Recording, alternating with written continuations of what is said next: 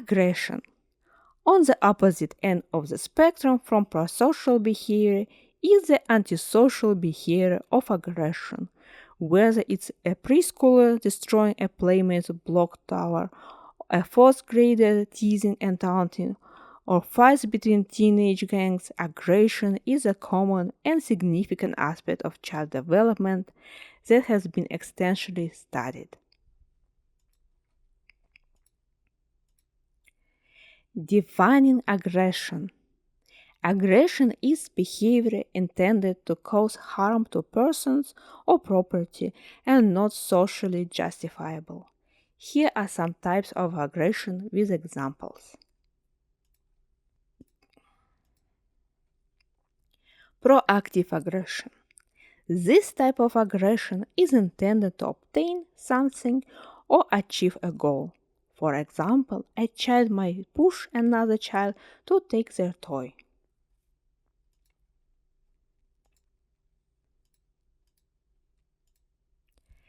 Reactive aggression. This occurs in response to provocation by another individual and is often accompanied by anger. For instance, a child might hit back after being teased. Relational aggression. This type of aggression is designed to damage or disrupt social relationships. An example would be spreading rumors to hurt someone's reputation or excluding someone from a group. Age and gender differences in aggression. Physical aggression starts to appear at the end of the second year of life. Younger children are more likely to show physical and instrumental aggression, while school age children tend to display more hostile and verbal aggression. Violent crime among adolescents peaks at around age 17. Gender differences in aggression are also notable. Males are generally identified as more aggressive than females. Boys often engage in physical and verbal aggression, whereas girls are more likely to use relational aggression, such as spreading rumors or excluding others from social groups.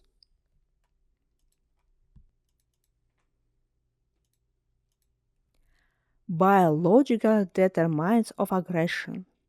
The stability of an individual's level of aggression is quite remarkable. For instance, peer reports of aggression at age 8 can predict antisocial behavior at age 30. This had led researchers to explore potential biological determinants of aggression such as hormones, genes, and temperament. Findings on the relationship between testosterone and aggression are mixed. While the correlation is strong in adults, it is inconclusive in adolescents, suggesting a complex multidirectional process.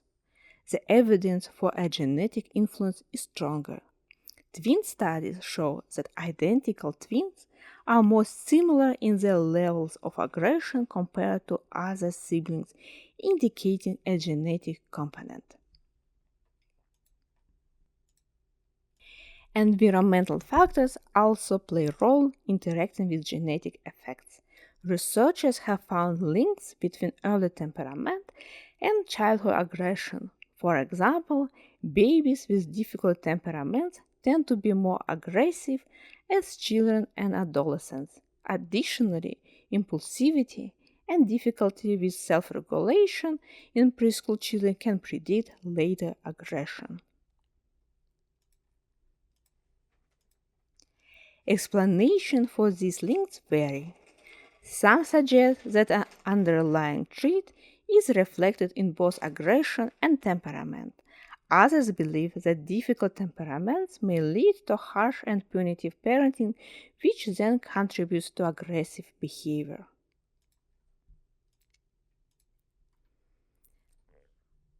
Social culture and family determinants of aggression. While evolutionary and biological theories suggest that aggression has biological roots, social learning theories highlight the role of learning processes within the family and society. Research shows that aggressive children often have aggressive parents who use power, excessive discipline, modeling aggressive behavior, and potentially encouraging it in their interaction with the children.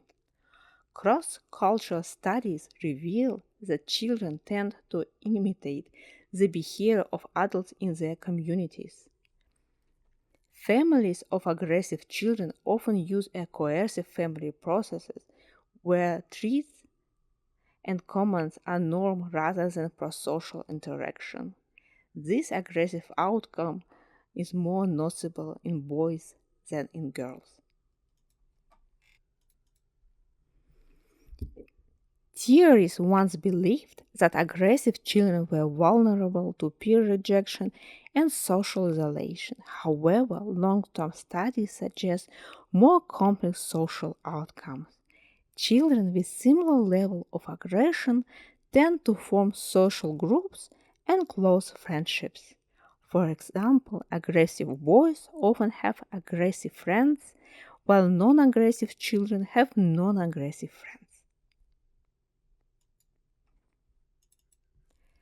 Numerous studies demonstrate that children learn and are encouraged to perform violent acts through exposure to televised violence.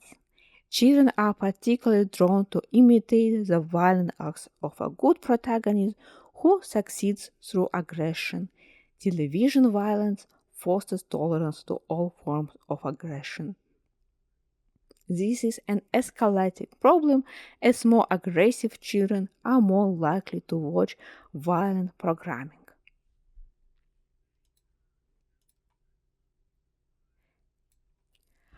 Violence in video games is a current concern.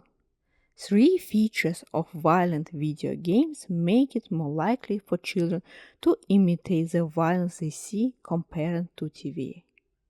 First, children actively participate in the violence rather than just passively watching it. Second, violent video games allow players to take the perspective of the aggressor. Third, video games reward players with points for destroying their opponents. Empirical evidence suggests that exposure to violent video games increases aggressive thoughts and behavior. Additionally, playing violent video games has been shown to lead to more aggressive behaviors in boys, but not girls, than passively watching violent video games. It is currently unclear whether the effects of violent video games are long lasting.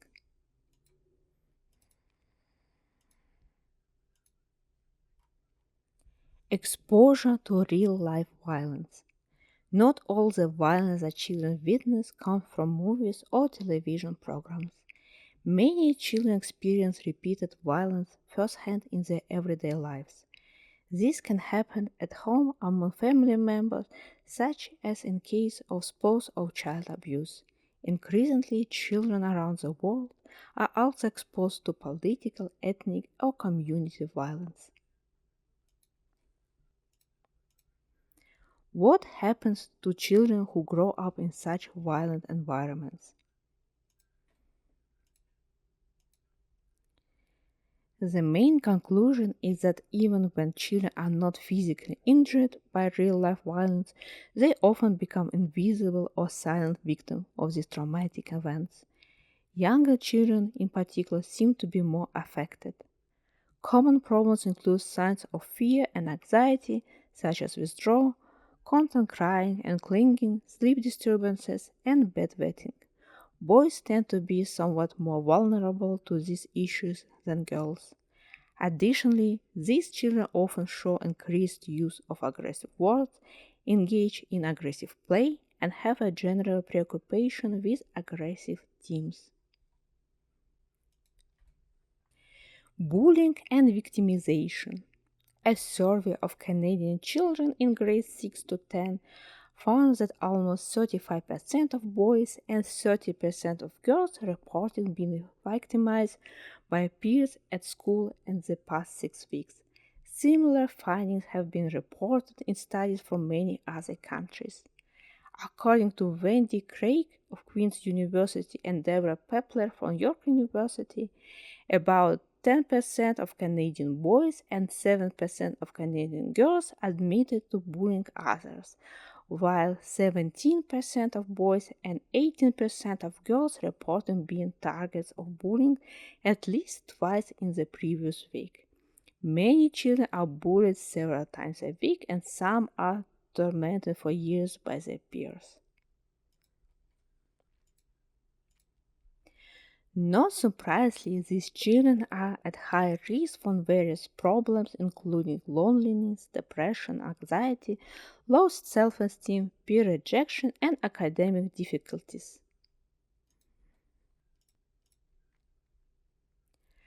Why do children often stand by and watch as others are teased, assaulted, and humiliated by bullies? Research suggests that most children do not support bullying. In a survey of 211 Toronto students aged 4 to 14, 90% reported that it is disturbing to watch bullying, and 43% say that they almost always try to help a victim. However, observation studies show that peers actually intervene only 10 to 20% of the time. One reason children choose not to intervene is that they may believe victims bring harassment on themselves. Some children do provoke attacks by showing off, tattling, spreading rumors, or behaving obnoxiously. However, these provocative victims are minority. Most victims do not provoke others but are perceived as weak and vulnerable.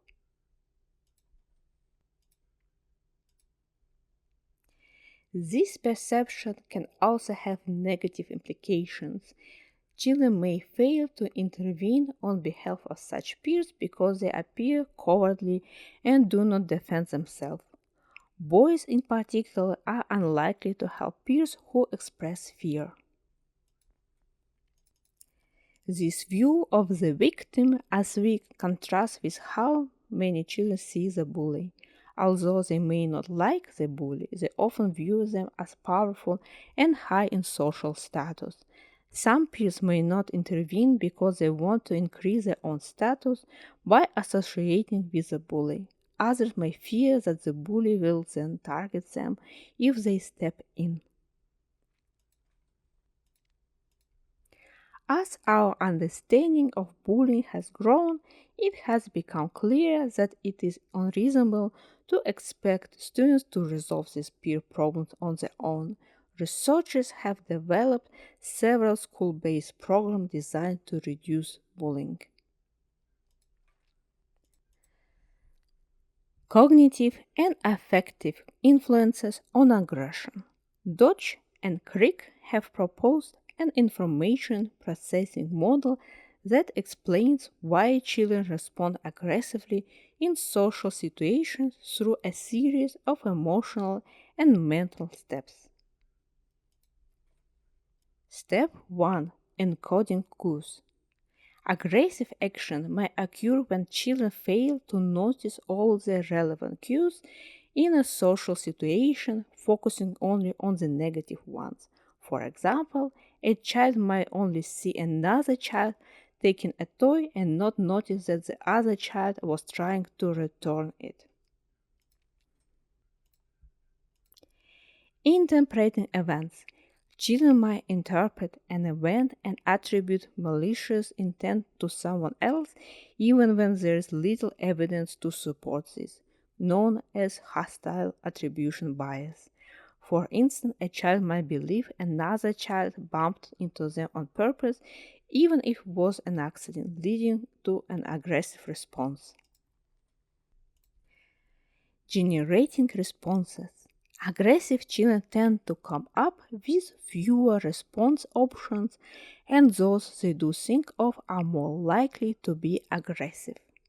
For example, when faced with a conflict, a child might only think of hitting or yelling as solutions.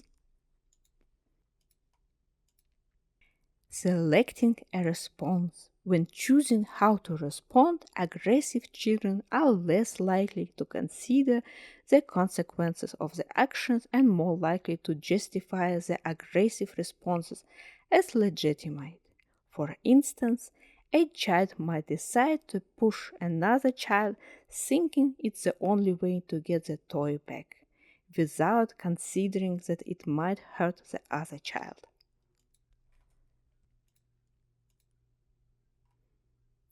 Enacting the response. Finally, the chosen response is carried out.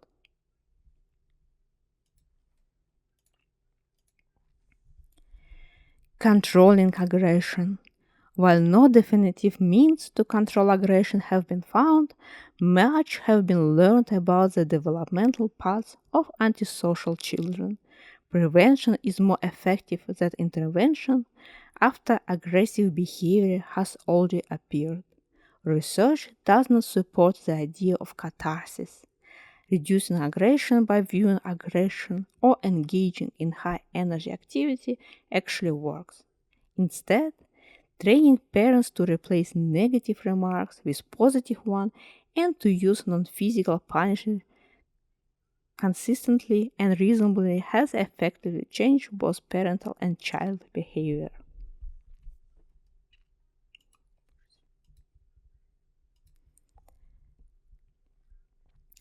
Cognitively based effort to reduce aggression by teaching children better problem solving skills and training them to replace anger with empathy has also been successful. Interventional design to change attribution of hostile intent and to encourage non-aggressive responses to ambiguous peer behavior appear effective in reducing aggressive responses to peers, though they do not address all related problems.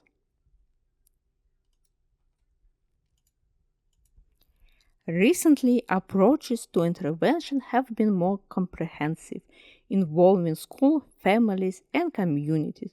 School based programs aim to reduce aggression and increase prosocial behavior by focusing on the entire classroom rather than specific children.